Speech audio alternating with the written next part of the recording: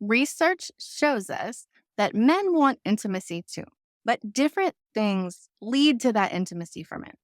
What gives men a feeling of intimacy are two things: less fighting, more sex.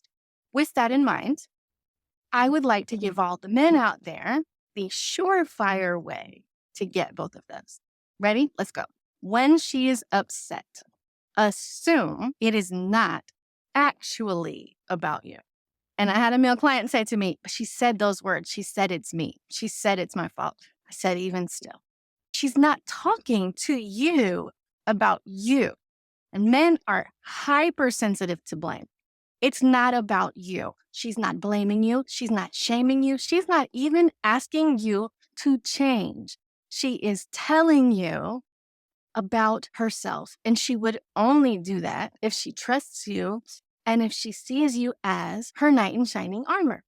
Men so often see her upset and feel like either, yep, I'm the bad guy, and they own it. Yeah, I am. I did it. I messed up. So I'm the bad guy. She doesn't want me.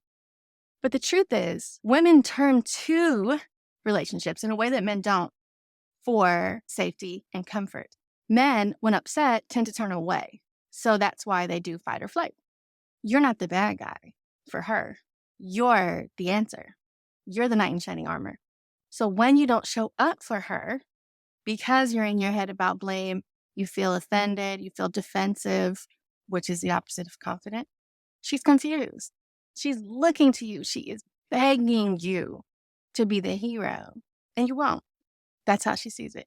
The second assumption I want you to make is assume that no matter what, if you are seeing irrational behavior, if you are seeing facial expressions and body language that are either very reactive or don't match the situation, and something is just blinking at you as not making sense and not being logical. For a badass, tough, strong, powerful woman, that's probably a better way to identify emotion, but she could be showing you full-blown emotion too. Either way, when you see whatever leads you to believe this is an emotion, you don't need to know which one. You don't need to know why. You don't need to change. You don't need to fix it. You don't need to apologize. You don't need to change course. You don't need to give her what she's asking for. You need to assume in your heart that what you are seeing from her is fear. Fear is the primary emotion of women. I say this to my male clients all the time. Okay, she's coming at you. She's taking it personally. She is nagging me, right? She's blaming me. She's upset. She just wants to beat a dead horse, all these things.